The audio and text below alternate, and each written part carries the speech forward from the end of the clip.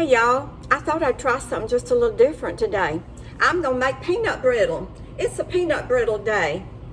The sun is out, there's low humidity, and that's important with peanut brittle. If it's rainy weather, honey, that stuff will just get so sticky, you can't hardly eat it. And I'm trying the microwave for you today. That's how I make my peanut brittle. Mother, she used to stand over the stove and she'd cook that peanut candy, we called it. It was that stretch kind, I guess they didn't know about putting the baking soda in it back then. But I've started with a cup of sugar and a half a cup of Karo syrup. And I put it in a pie plate, a glass dish. I guess it's about 2 inches deep. And I mix that together and I put it in the microwave for 2 minutes. And then I take it out and I stir it up. And I put it back in for another 2 minutes. Now, I cook my peanut brittle by sight. That's just the only way I know to do it. And everybody's microwave doesn't work the same. Some of the temperature is a little bit hotter than the other. And so I have to cook my peanut brittle by sight. And by sight, I mean I look at the color when it starts to turn to a light brown color. But I'm about to hear the timer, and this is the 4-minute mark for cooking the sugar and the Karo syrup in the microwave. And so I'm taking that out again, and I'm going to stir it. And at this point, I'll probably put a couple of tablespoons of butter in it. Oh heck, today we'll just put a half a stick of butter, and we'll mix that back up, and we'll put that back in there for a minute, and we'll take it out, and then I'll add 2 cups of peanuts. Some people put a couple tablespoons of water in it. Sometimes I do, and sometimes I don't. It just depends on my mood for the day. Now, I knew I was going to touch my face because, when you're critical of somebody, if you don't watch out, you'll be doing the very same thing. I was watching Paula Deen the other day, and she was on her cooking show. She didn't have gloves on or anything, and she scratched her head. I didn't want to scratch my head, but I did wash my hands before I started here, and I've not had to touch any of these ingredients, and so this peanut brittle ought to be corona-free. Who knows? Let's just hope that it is. Okay, so that's probably had enough time for from that extra butter to melt in there. And so I'm going to take it out. And now what I'm going to do is I'm going to add 2 cups of raw peanuts. Now, do you know what? The last couple of years, I have not been able to find raw peanuts at Walmart or Publix. It seems to be a seasonal thing around Christmas time, but I cannot find raw peanuts. And so, I have a very special supplier of peanuts. And I'm not going to tell you who that is, because you might want to tap my supply. But at any rate, he's going to get some of this peanut brittle today. And so I just stir it back up. The butter's in it, it's melted, and the peanuts are in there now. And then this is when we will begin to watch and see how the syrup starts to brown up. And I do it in 2-minute increments. Now this is going to be a long time for me to talk. I know some of y'all think I wouldn't have a problem with that, but maybe others might think I might. And at this moment, I'm beginning to think I do. But at any rate, whenever someone blesses me, like with the peanuts, I like to bless them.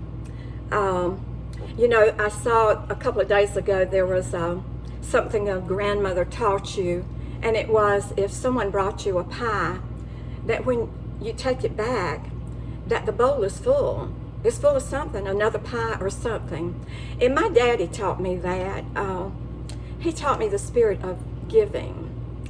And I remember as a child that every time we went to visit someone, well, he would always take something. It was usually something that we grew on the farm, or it even might be a bucket of camellias.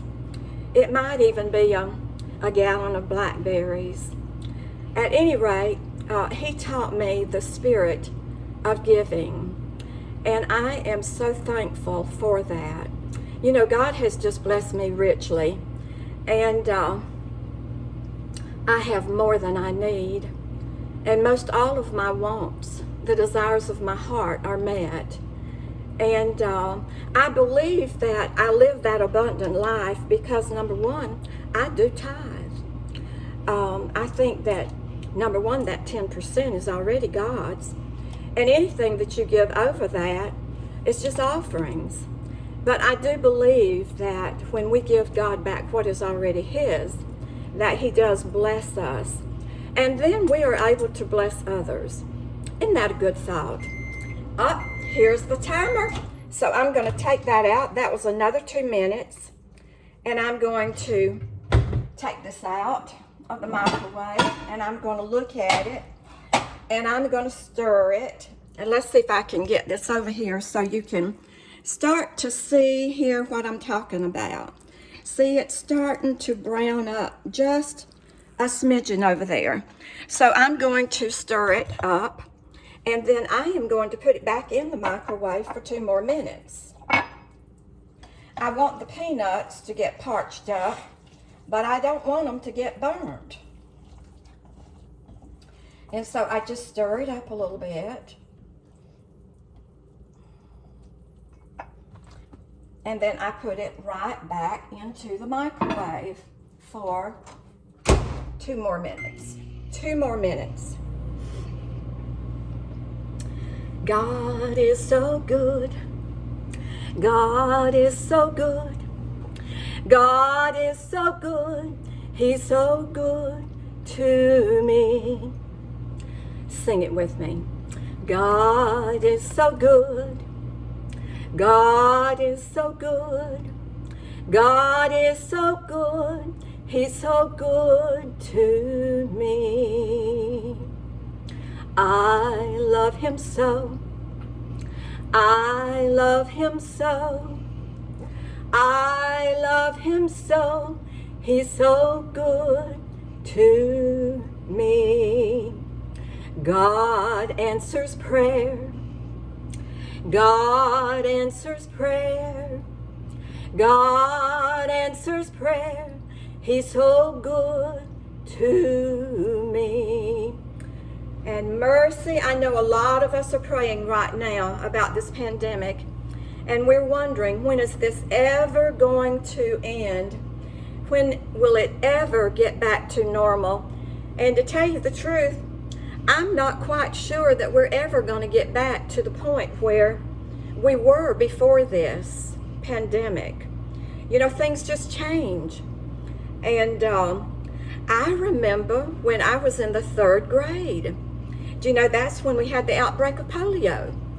And it was a really big deal too then. In fact, they did create the immunization shots for polio. I was in the 3rd grade when they came around to the school to give us all the polio shots. And wouldn't you believe it? I fainted dead as a doornail. I wasn't the only one. But then what happened next was the county health nurse came around to the house. Uh-oh, I hear the buzzer. Let's see what's going on here.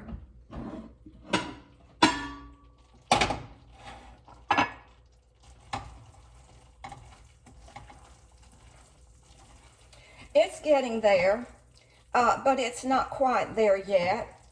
And the reason I know that is the syrup. The syrup is still kind of pale. Can you see that? I hope you can see that, because what I'm looking for is when it starts to turn a little brown color. Okay? Let me stick that back in the microwave And I'm going to put it on for 2 more minutes. And so at this point, you know that I have cooked this peanut brittle for about 3 minutes before I put the peanuts in it. And then I put the peanuts in, and I have already cooked it for 4 minutes. And so now I am cooking it for 2 more minutes. And I am thinking that this might be the time when I can take it out and look at it and see if it has turned a little bit of tan caramel color. And if it has, I will add a teaspoon of vanilla, and I will mix that, and I may put it back in for 1 more minute, and then I will take it out and I will add 1 teaspoon of baking soda, and I will mix that up until it kind of froths up. And then I will pour it, of course, into a greased non-stick pan. And that's it. You pour it up and you let it set, and within 30, 45 minutes, it has hardened, and you can break it into bite-sized pieces and eat it. Well, store it in a Ziploc in a cool, dark place, and it will last for a good while. Now, I know y'all are saying, why in the world is she making peanut brittle? Y'all know about that catastrophe with the Rice Krispie candy. But I'm just going to tell you, I learned my lesson then. I might eat some of those parched peanuts that break loose in the pan, but I am not going to fill up my tummy with peanut brittle today. I can assure you of that. Well, let's see what it's looking like now.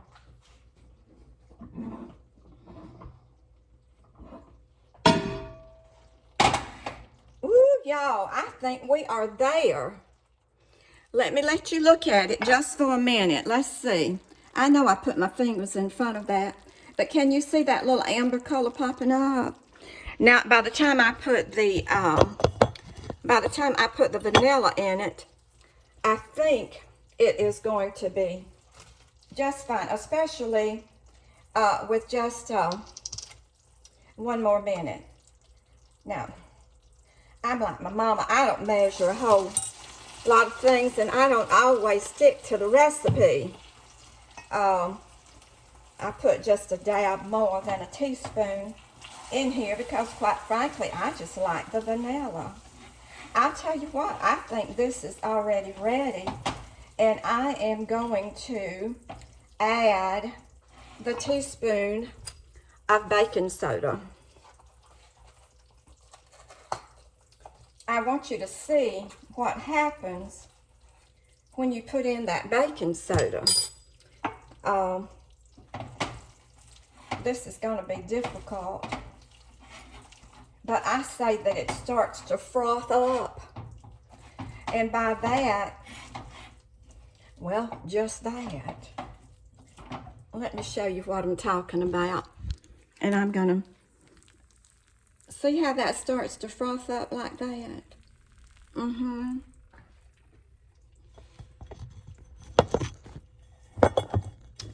You know, if I had myself a cooking kitchen, and if I had me some